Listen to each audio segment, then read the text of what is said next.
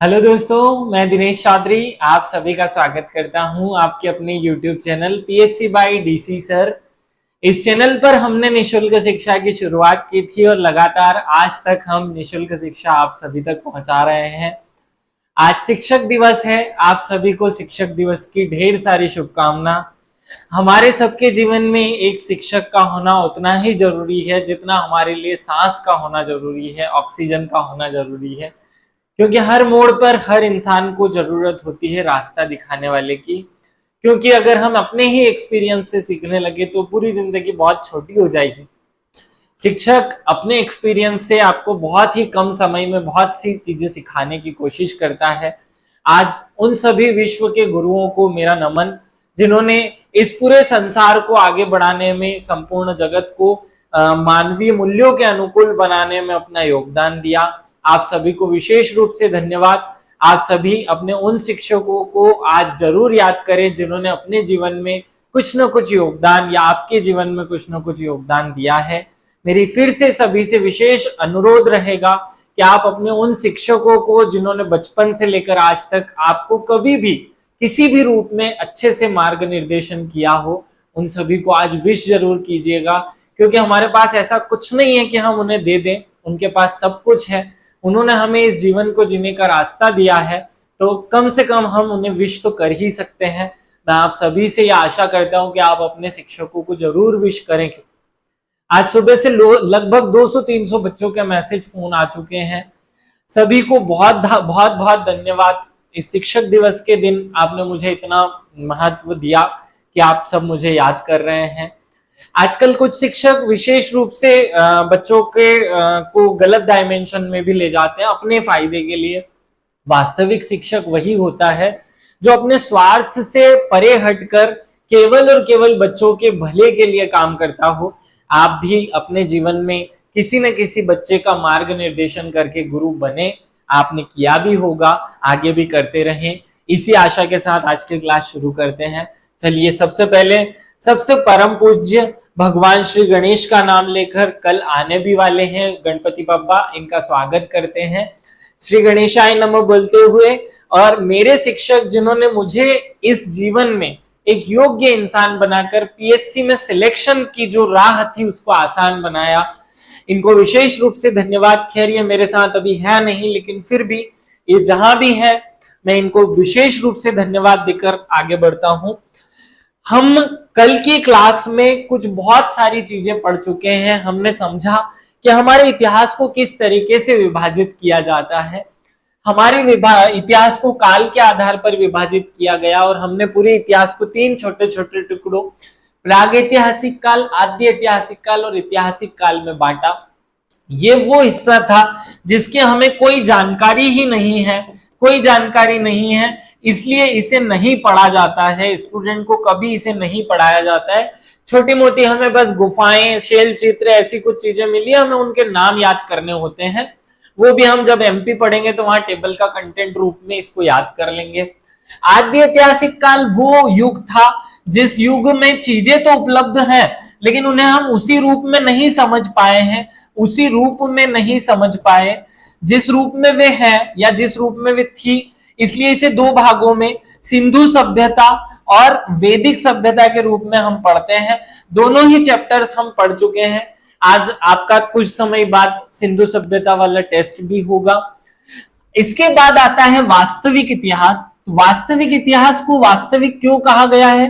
क्योंकि यहाँ की सारी जानकारी हमारे पास उपलब्ध है। किताबों में लेखकों के या किसी न किसी आधार पर वस्तुओं के या अभिलेखों के माध्यम से हमें पता चला कि यहाँ फलाना राजा ने राज किया था और उसने ये काम किया, ये काम किया, फलाना काम किया। इसके बाद इस युद्ध में उसकी हार हो गई और फिर दूसरा व्यक्ति यहाँ शासन करता है।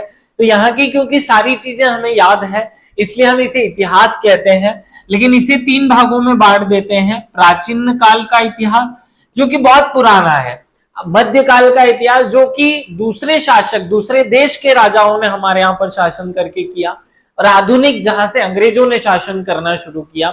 इस तरीके से 3 प्रकार की शासन व्यवस्थाएं हमें यहाँ पढ़नी होती है।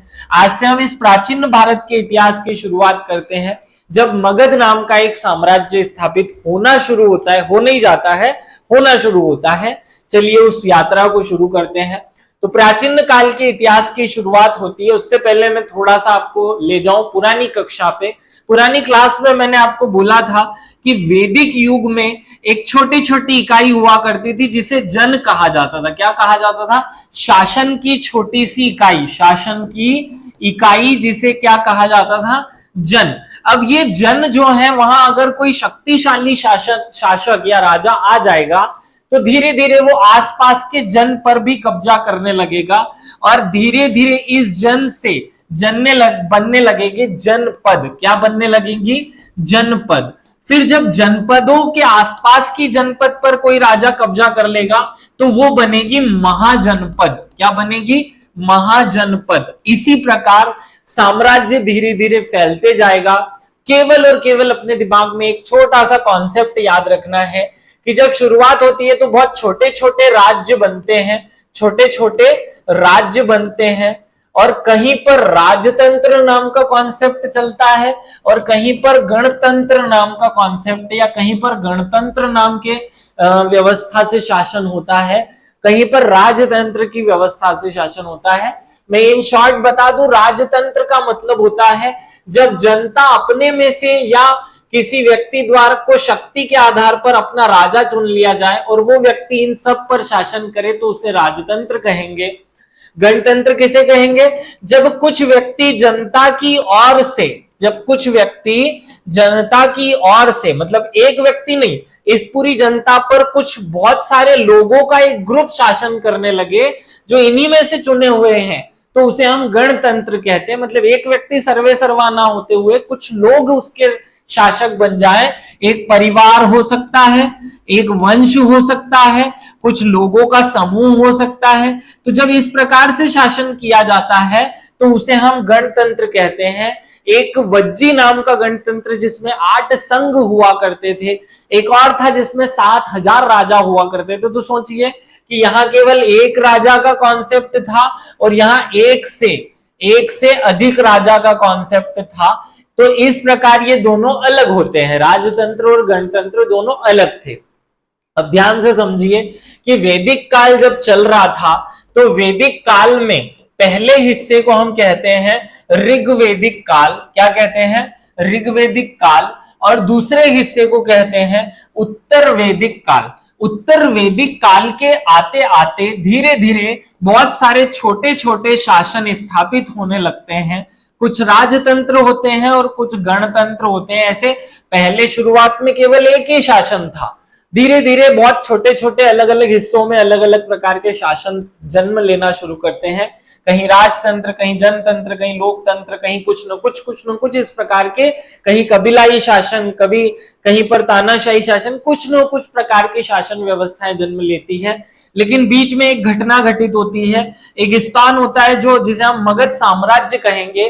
वो मगध इतना शक्तिशाली हो जाता है कि वो आसपास के धीरे धीरे दूसरे राज्यों पर कब्जा करना शुरू करता है और इस प्रकार धीरे धीरे धीरे धीरे मौर्य शासन के आते आते पूरे भारत पर वो कब्जा कर लेगा और पूरे भारत को भारत बना देगा, पूरे भारत को एक यूनिट बना देगा। तो इसके बीच की जो यात्रा है, मतलब मौर्य साम्राज्य के स्थापित होने की जो यात्रा है, जब तक मौर्य ना बन जाए या मौर्य शासन ना आ जाए, उसके पहले की यात्रा को महाजनपद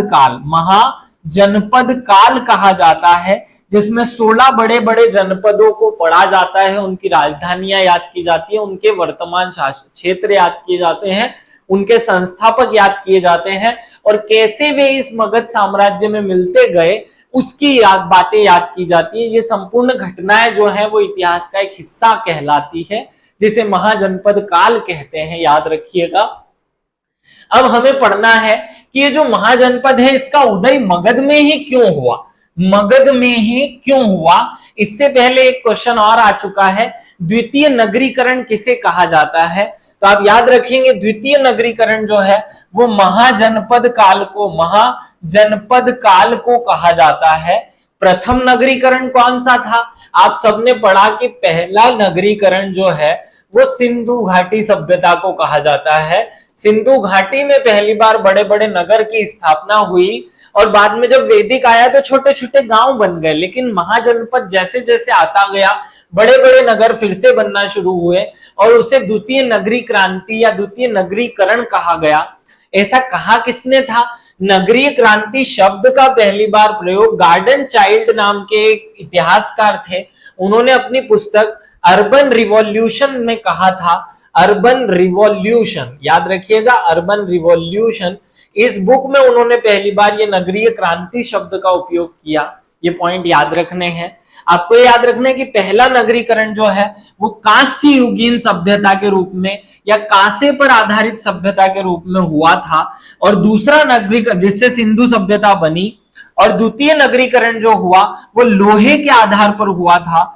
इसका आधार, इससे क्वेश्चन बनता है कि भाई महाजनपद काल में मगध ही क्यों केंद्र में रहा, मगध ने ही बाकी सब पे कब्जा क्यों किया, बाकी सब ने किसी और पर कब्जा क्यों नहीं किया? तो उसका प्रमुख कारण बताया जाता है, अनेक कारण है लेकिन उसमें से कुछ महत्वपूर्ण कारण है कि वहां पर लोहे की खोज, वहां पर कोयले की खोज, और साथ में उसकी जो स्थिति थी वो दो कुछ चीजें, स्थितियां जो इस प्रकार से उसे बनाती थी कि कोई उसे और ना जीत पाए जबकि वो सबको जीत ले। इस कारण से मगध जो है वो धीरे धीरे बड़ा बड़ा साम्राज्य होता गया और मौर्य के आते आते पूरे भारत पर मगध साम्राज्य का कब्जा हो गया, जिसकी राजधानी पाटलिपुत्र बनती है।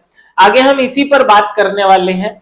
आगे हम देखें कि महाजनपद में की जो पूर्व पहली राजधानी थी राजगृह, उस राजगृह में ऐसा क्या था कि वहां कोई कब्जा नहीं कर सकता था। अगर राजगृह की मैं बात करूं तो वहां 3 नदियां बहती थी और 3 नदियों के कारण वो 3 नदियों से घिरा हुआ था, इसलिए वो एक जल दुर्ग बनाता था। तो ये जो राजगृह है, ये राजगृह ये किससे, ये गजब सा गेंग्स बन गया था। क्या बन गया था? गेंग्स। आप याद रखिएगा एक शब्द जिससे आपको तीनों नदियों के नाम याद हो जाएंगे। गेंग्स में 3 शब्द हैं गंगा के लिए, पहला G गंगा के लिए, दूसरा G गंडक के लिए और S फॉर सोन नदी के लिए। तो ये गेंग्स बनाने के कारण या गेंग्स से घिरे होने के कारण राजगृह एक ऐसी राजधानी बन गया जो कि मगध की राजधानी थी। मगध की राजधानी क्या थी? राजगृह, जो ऐसी राजधानी बना जिसे कोई नहीं जीत सकता, क्योंकि दुश्मन अगर इधर से आएगा तो उसे नदी पार करनी होगी, इधर से आएगा तो नदी पार करनी होगी, इधर से आएगा तो नदी पार करनी होगी, इसको कोई नहीं जीत सकता। लेकिन ये जब चाहे किसी और पर आक्रमण करके उसे जीत सकता है। इस कारण राजगृह धीरे धीरे बड़ा होता गया। आपने सुना होगा कि मगध की दूसरी राजधानी भी थी जो कि पाटलिपुत्र थी। पाटलिपुत्र भी एक ऐसा ही स्थान था जो 5 पहाड़ियों से घिरा हुआ था।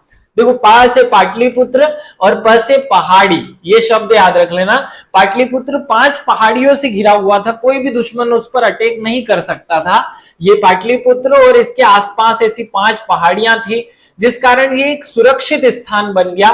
कोई भी व्यक्ति यहाँ आक्रमण करके इसे जीत नहीं सकता था या इस पर विजय नहीं प्राप्त कर सकता था, या विजय प्राप्त करना बड़ा कठिन था। आपको उन 5 पहाड़ियों के नाम भी याद होने चाहिए।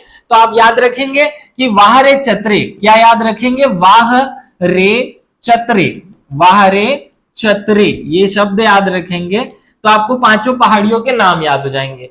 व से आपको याद रखना है 2 नाम। व से पहला वराह होता है और व से वृषभ भी होता है। तो 2 पहाड़ियां थी, वराह पहाड़ी, वृषभ पहाड़ी।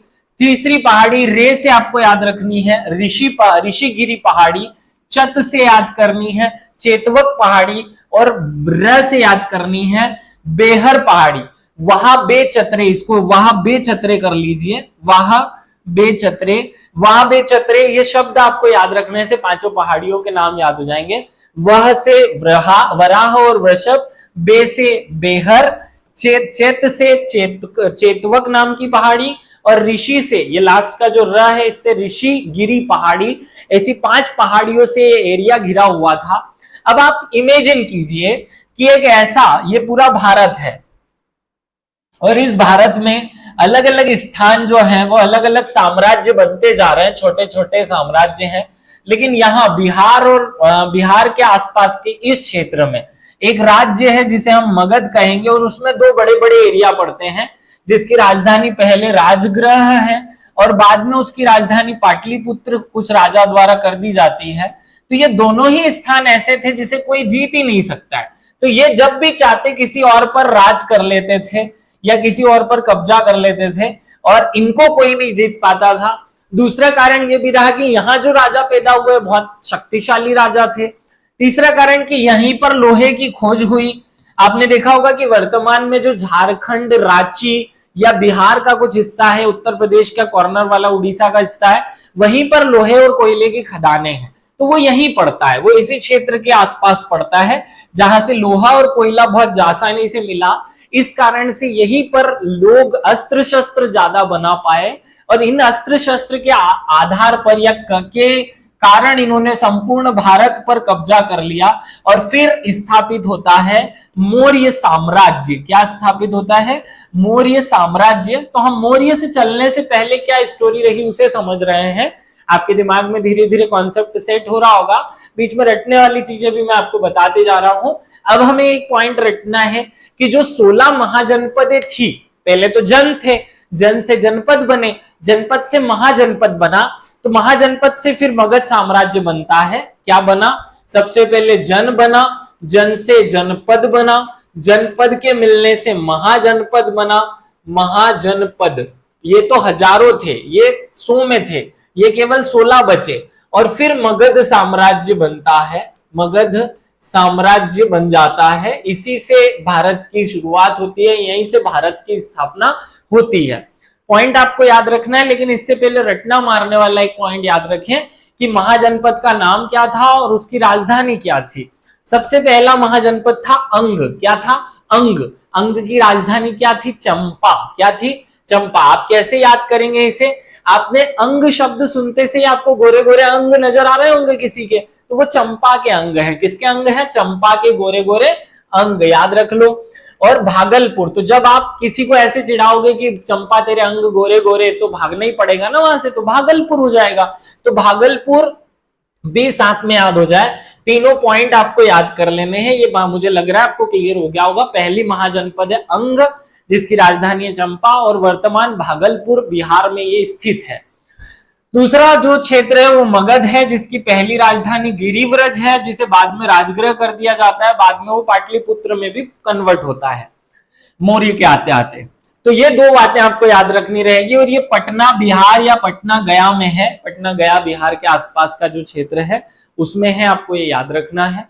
आगे बढ़ते तीसरा, काशी। आपने सुना होगा काशी विश्वनाथ। काशी में जो भगवान है वो विश्वनाथ भगवान अर्थात शंकर भगवान है। विश्वनाथ या काशी इतने भोले भगवान है कि उनसे कोई भी वर मांगो वो दे देते हैं। तो इसीलिए इसकी काशी की राजधानी वाराणसी है। वर मांगो तो मिल जाएगा, तो वाराणसी। और ये वर्तमान वाराणसी के आसपास में ही है। ऐसे ही वत्स, देखो कोई भी टीचर किसी बच्चे को पढ़ाता है तो वो उन बच्चों को अपना वत्स समझता है। और पहले के जमाने में जब ऋषि शिष्य परंपरा थी, वत्स परंपरा थी, तो ऋषि वत्स परंपरा में लोग अपने केश नहीं कटवाते थे। केश नहीं कटवाते थे तो वत्स जो था वो कभी भी अपने केश नहीं कटवाता था, तो कोशाम्बी बन जाता था। तो कोश और वत्स का लेना देना है, इसलिए याद रख ले। इलाहाबाद के आसपास का क्षेत्र है ये। अगला है वज्जी। वज्जी जो है वो वैशाली से जुड़ा हुआ है। तो वज्जी शब्द को वज्जी ना पढ़ते हुए वाजी पढ़ लो आप। वाजी, इतना विशाल। क्या पढ़ेंगे हम? वाजी, इतना विशाल। इतना विशाल, विशाल माने बड़ा, तो विशाल से बनेगा वैशाली और वाजी से बनेगा वज्जी। तो वाजी इतना विशाल है, तो वाजी की राजधानी क्या है? बहुत विशाल है। विशाल मतलब वैशाली है, याद रख लेना। ये वैशाली जो है वो दरभंगा और मुजफ्फरपुर के आसपास का क्षेत्र है। अगला जो है वो कौशल है। अभी भारत की सरकार बहुत सारे कौशल विकास कार्यक्रम चलाती है जिससे इंसान का वास्तविक विकास हो सके। कौन सा विकास हो सके? वास्तविक विकास हो सके। तो ये जो कौशल है इससे क्या होता है? वास्तविक विकास होता है, अर्थात श्रीवास्तव होता है। क्या होता है? श्रीवास्तव, वास्तव होता है, मतलब वास्तविक विकास हो जाता है। तो कौशल की राजधानी क्या होगी? वास्तव होगी, अर्थात श्रीवास्तव होगी। याद रख लेना। थोड़ा बहुत कनेक्टिंग मैं करा रहा हूं, आप थोड़ी मेहनत करेंगे तो 100% ये याद हो जाएगा। आगे बढ़ते हैं। अवंती, आपको पता है उज्जैन का पुराना नाम ही अवंती था। तो अवंती जो है उसकी राजधानी उज्जैन या माहिष्मती थी।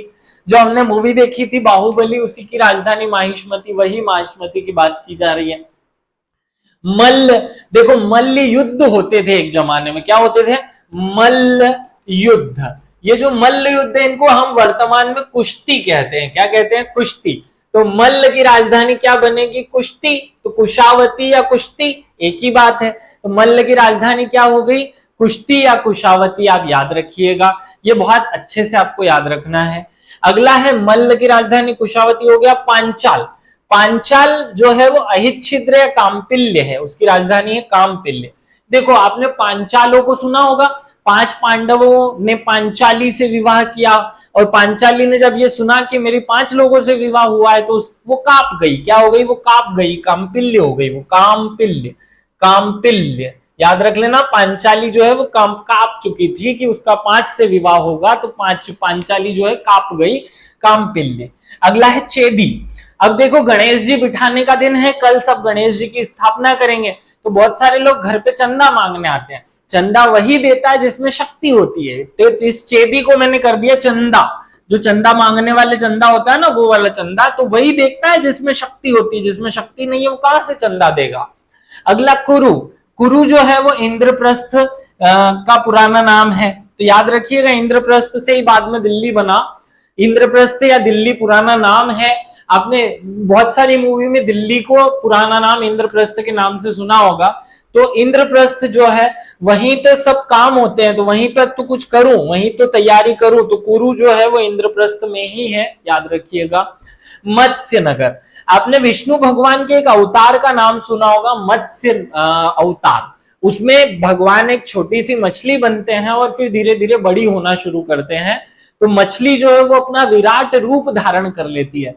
तो मत्स्य मतलब मछली, और मछली अब क्या कर लेगी? विराट रूप धारण कर लेगी, तो विराट नगर हो जाएगा। तो वह मछली अपना विराट रूप धारण करेगी, तो मत्स्य की राजधानी विराट नगर हो जाएगी। और आगे बढ़ते हैं, कम बोझ। देखो अगर किसी को कम बोझ लगता है तो उसको हटा देना चाहिए। अगर किसी को कुछ चीज बोझ लगती है, माथे पे हमने कुछ सामान रखा और वो बोझ लग रहा है, तो उसे हटा दो। तो कम बोझ, बोझ लगा तो हटा दिया, हाटक। क्या कर दिया? हाटक, याद रखना। और पोटली अगर आपके दिमाग सर पे रखी हो तो उसे घोड़े पे रख देना चाहिए। तो अश्मक, अश्मक मतलब होता है, अश्व मतलब होता है घोड़ा, तो घोड़े पे क्या रख देनी चाहिए? पोटली। क्या रख दो? पोटली या पोतन। पोतन मत बोलो, पोटली बोलो। तो पोटली किस पे रख दो? घोड़े पे, और बाकी का वजन अपने सर से हटा करके रख लो। तो हटा दो, बोझ को हटा दो और घोड़े पे रख दो। घोड़ा मतलब अश्व, अश्व पे रख दो पोटली। सुरसेन, सुरसेन का है मथुरा। सुरसेन, देखो ज्यादा सुर अगर किसी ने अपने कान में बजा दिया तो हमारा माथा खराब हो जाता है ना।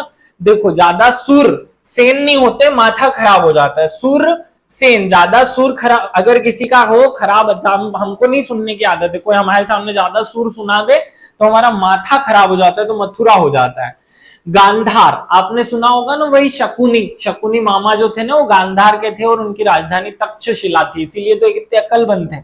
तो तक्षशिला जो है, इसको याद नहीं कराऊंगा मैं, गांधार की राजधानी तक्षशिला है। अब याद रख लेना, वर्तमान रावलपिंडी या पेशावर में ये क्षेत्र पड़ता है पाकिस्तान के। हमने 16 महाजनपद पढ़ी और उनके क्षेत्र पढ़े। धीरे धीरे ये 16 जनपद एक दूसरे में मिल करके एक साम्राज्य बनती है और उसे ही मगध साम्राज्य कहा जाएगा।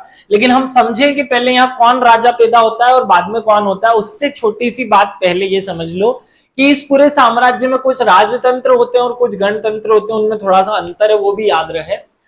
राजतंत्र, इसमें राजा अध्यक्ष होता था और राज करता था। गणतंत्र, इसमें राज्यों का शासन राजा ना होकर संघ अर्थात कुछ लोगों के ग्रुप द्वारा किया जाता था। राजतंत्र का संचालन एक व्यक्ति द्वारा होता था, जबकि गणतंत्र का संचालन अल्पतांत्रिक सभाएं करती थी, कुछ लोगों के समूह करते थे। प्रजा से राजस्व वसूल करने का अधिकार राजा का होता था राजतंत्र में, और गण के गोत्र का प्रत्येक प्रधान जो है वो राजन कहलाता था और सब अपने अपने एरिया से जो राजस्व वसूला करते थे। यहाँ एक नियमित और केंद्रीकृत सेना होती थी और यहाँ जो जितने भी राजा होते थे, जितने भी प्रमुख होते थे, मान लो उस गणतंत्र में 10 प्रमुख हैं, उस गणतंत्र में कितने प्रमुख हैं? 10। तो 10 अपनी अपनी छोटी छोटी सेनाएं रखते थे। बड़ी सेना यहाँ होती थी एक ही, यहाँ 10 छोटी छोटी सेनाएं होंगी। यहाँ पर जो शासन हुआ उसमें ब्राह्मणों का प्रभुत्व दिखाई देता है, और यहाँ पर क्योंकि गणतंत्रात्मक व्यवस्था है तो उसमें ब्राह्मणों का प्रभुत्व नहीं दिखाई देगा। आगे बढ़ते हैं, हम याद कर समझ लेते हैं कि इस मगध पर सबसे पहले मगध की स्थापना करता कौन है, मगध की शुरुआत कैसे होती है? तो मगध की शुरुआत करता है एक वंश जिसे हमने वृहदत्त वंश कहा है। क्या कहा? वृहदत्त वंश जो है वो शुरू में मगध की स्थापना करता है, मगध की स्थापना करता है। आपने श्री कृष्ण की जो लीलाएं हैं उसमें ये पढ़ा होगा कि जरासंध नाम का एक राजा था, वो इसी मगध का राजा था। हमने महाभारत में भी देखा कि भगवान कृष्ण जो है वो भीम के हाथों एक व्यक्ति को मरवाते हैं, उसके शरीर की दो फाड़ करके एक इधर और एक इधर ऐसे फेंकने को बोलते हैं। वो वाली घटना इस जरासंध नाम के व्यक्ति की है। और ये जरासंध जो है वो वृहदत्त नाम के राजा का पुत्र था। और यही वृहदत्त सबसे पहली बार मगध नाम के स्थान की स्थापना करके मगध को एक शासन बनाता है या उस पर राज करना शुरू करता है। उसका बेटा जरासंध होता है। और जब जरासंध को भीम के हाथों मरना पड़ता है या भीम उसकी हत्या कर देते हैं, तो उसका अंतिम शासक जो है रिपुंजय नाम का राजा बनता है और फिर मगध पर दूसरे वंशों का शासन आ जाता है। आपके इतिहास के अनुसार मगध पर 3 शासकों का राज होगा। पहले हर्यक वंश आएगा, फिर शिशुनाग वंश आएगा और फिर नंद वंश आएगा। तो याद रखना है कि सबसे पहले हर्यक, फिर शिशुनाग और फिर नंद वंश आया। कैसे याद करेंगे? तो मैंने जब अपने छोटे बचपन में, मुझे इतनी समझ नहीं थी, तो मैंने इसका कोड बना लिया था। सबसे पहले हसन आएगा। क्या आएगा? हसन। हसन में सबसे पहले हर्यक वंश, स से शिशुनाग वंश और न से नंद। तो तीनों वंश एक दूसरे के बाद मगध पर शासन करेंगे। और अभी इसके बाद यहाँ नंद वंश का जो अंतिम शासक होगा वो घनानंद होगा। क्या होगा? घनानंद। इस घनानंद को हराकर चंद्रगुप्त मौर्य कौटिल्य या चाणक्य की सहायता से, जो एक महान गुरु हुए हैं इस भारत देश के, उन महान गुरु की सहायता से घनानंद जो है वो उसको हरा करके चंद्रगुप्त मौर्य संपूर्ण भारत पर अपना शासन स्थापित करेंगे। और वहीं से भारतवर्ष या भारत नाम के साम्राज्य की शुरुआत होगी। आपको याद रखना है मगध पर ये 3 राजा शासन करते हैं और इसकी स्थापना वृहदत्त नाम के जो वंश है उसके राजा करते हैं। लेकिन तब ये महाजनपद नहीं था, तब ये एक महाजनपद ना होकर केवल एक जन हुआ करता था जब वृहदत्त ने इसकी स्थापना की थी। तो आगे की स्टोरी चलिए हर्यक वंश पे चलते हैं। हर्यक वंश में भी 3 राजा होंगे, महत्वपूर्ण राजा 3 होंगे। हर्यक वंश की स्थापना करेंगे बिंबिसार नाम के राजा। कौन करेंगे? बिंबिसार नाम के राजा। इस वंश के तीनों ही राजाओं को हम पितृहंता कहते हैं। क्या कहते हैं? पितृहंता। क्योंकि सब अपने पिता की हत्या करने के बाद, पिता की हत्या करने के बाद ही राजा बनेंगे, करने के बाद राजा बनेंगे, इसलिए इन सबको पितृहंता कहा जाता है। याद रखना पितृहंता किसे कहा जाता है? तो बिंबिसार, अजातशत्रु और उदयन तीनों जो कि हर्यक वंश के थे, इसलिए इसे पितृहंता वंश भी कहा जाता है। कहीं कहीं पर पितृहंता वंश के राजा भी कहे जाते हैं इन्हें। तो बिंबिसार जो है वो वास्तव में मगध साम्राज्य की नींव डालता है और इसे महाजनपद में बदलने की कोशिश करता है। ये बहुत सारे क्षेत्र पर कब्जा कर लेता है। उसका बेटा आता है अजातशत्रु।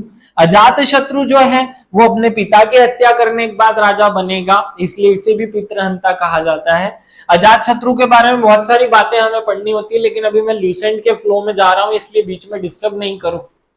और इस वंश का अंतिम राजा जो है वो उदयन आता है। आपको याद रखना है, बस ये इतना ही याद रखना है। और कैसे याद रखेंगे? तो बी से बिंबिसार होगा, ए से अजातशत्रु होगा और यू से उदयन होगा। तो बाऊ जो है ये इसका कोड हो जाएगा। हर्यक वंश के 3 राजा, जो बहू होती है ना घर में, वो इसका कोड है। बहू होती है ना घर में, बहू आती है, वो बहू वाले को मैंने हिंदी की भाषा में या इंग्लिश भाषा में बाऊ कर दिया है। तो ये बाऊ मतलब बिंबिसार, अजातशत्रु और उदयन इसके 3 राजा बनेंगे। आपको तीनों के सन भी याद करने हैं, तीनों के काम भी याद करने हैं, लेकिन अभी फ्लो इसको नहीं बिगाड़ते। तो जब जैसे ही उदयन नाम के राजा को कोई और दूसरा राजा मार करके नया राज्य लाएगा, तो वो राज्य कहलाएगा शिशुनाग वंश। क्या कहलाएगा? शिशुनाग वंश। और उसका पहला राजा बनेगा शिशुनाग। कौन बनेगा? मतलब शिशुनाग ने उदयन की हत्या कर दी और उदयन को मार करके शिशुनाग जो है वो राजा बन जाता है, याद रखिएगा। और तब से शुरुआत होती है शिशुनाग वंश की। शिशुनाग वंश का पहला राजा या संस्थापक जो है, संस्थापक वो शिशुनाग होता है और ये बहुत काम करते हैं। इसके बाद कालाशोक नाम का राजा आता है और अंतिम राजा जो है, अंतिम या आखिरी राजा महानंद पड़ा जाता है। महानंद ने कोई बहुत विशेष काम नहीं किया। खैर इन सभी राजाओं ने कोई बहुत विशेष काम या युद्ध नहीं लड़ लिए, इसलिए इनके बारे में बहुत डीप में नहीं जाते। आगे जब मैं मौर्य वंश के राजाओं पर जाऊंगा तो डीप में मैं खुद ही ले चलूंगा, यहां जाने की जरूरत नहीं है।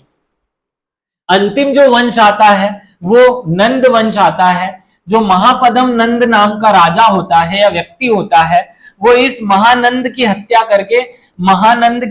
करके महापदम नंद नाम के व्यक्ति ने इसकी हत्या कर दी और वो खुद राजा बन जाता है। और वहीं से नंद वंश की शुरुआत होती है। इस नंद वंश में 9 राजा आते हैं, 9 राजा बनते हैं एक के बाद एक। और 9वां जो राजा होता है वो घनानंद होता है। और घनानंद के ही दरबार में एक गुरु होते हैं, उन गुरु का नाम चाणक्य है, या चाणक्य कह दो, कौटिल्य कह दो, या विष्णुगुप्त कह दो। तीनों एक ही व्यक्ति के नाम है, विष्णुगुप्त। तो विष्णुगुप्त या चाणक्य या कौटिल्य इनके दरबार में होता है। और वो इनकी एक बात से इनके बीच में एक विवाद जन्म लेता है। और घनानंद जो है वो चाणक्य को दरबार से बाहर निकालने का या मार कूट करके भगाने का आदेश देता है। तब ये गुरु जो है वो कसम खाते हैं कि मैं तुम्हारे साम्राज्य को समूल नष्ट कर दूंगा। और फिर वे एक बच्चे को शिक्षा देना शुरू करते हैं, जिस बच्चे का नाम है चंद्रगुप्त मौर्य। क्या नाम है? चंद्रगुप्त मौर्य। और जब चंद्रगुप्त मौर्य बड़ा होगा तो इसी घनानंद को मार करके एक बड़े से साम्राज्य की स्थापना करेगा, जिसे हम क्या कहेंगे? जिसे हम कहेंगे मौर्य साम्राज्य। और इस प्रकार भारत में एक नया साम्राज्य, एक बहुत बड़ा साम्राज्य मौर्य साम्राज्य आ जाता है। मौर्य साम्राज्य आगे हम पढ़ेंगे, अगले वाले वीडियो में हमें बौद्ध धर्म और जैन धर्म पढ़ना होगा। इन राजाओं की राजधानियां और एक दो छोटे मोटे काम आप याद कर लीजिएगा। मैं इसलिए अभी याद नहीं करा रहा हूं क्योंकि ल्यूसेंट में हिस्ट्री जहां खत्म होती है वहां एक टेबल में सारे राजा और उनके प्रथम राजा और अंतिम राजा और राजधानियों की एक टेबल है, उसको हम वहीं पे याद करेंगे। अभी करेंगे तो डिस्टर्ब होगा। मुझे उम्मीद है कि आप सब लोगों के दिमाग में हिस्ट्री एक स्टोरी के रूप में अच्छे से बैठ रहा होगा। कुछ लोगों का कहना है कि सर इतनी सारी कोडिंग्स है, हम कैसे याद करेंगे? वो फालतू लोग हैं, उनकी बातें नहीं सुननी है हमें। भाई ल्यूसेंट अगर इतनी ही सरल किताब होती तो पहले ही आप याद कर लेते। अगर ये इतनी ही सरल होती तो भाई ये इतनी सरल नहीं है। एक एक लाइन अपने आप में एक एक फैक्ट है, इसलिए इसको किसी न किसी नए तरीके से याद करना ही पड़ेगा। और वो नया तरीका हमने आपको बताया कोडिंग कनेक्टिंग के माध्यम से। इसी तरीके से आप इसके हर पेज को याद करते रहें। अगले वाले वीडियो में हम बौद्ध धर्म और जैन धर्म पढ़ेंगे। आप सभी को इतना अगर समझ आया हो तो कमेंट करके बताना ना भूलें। आप सभी को पुनः एक बार शिक्षक दिवस की ढेर सारी शुभकामनाएं। आप सब लोग अपने उन दोस्तों तक शेयर जरूर करें जिन्हें वास्तव में एक अच्छे गुरु की, शिक्षक की या मार्गदर्शक की जरूरत है। विशेष रूप से सभी को धन्यवाद। जय हिंद, जय भारत।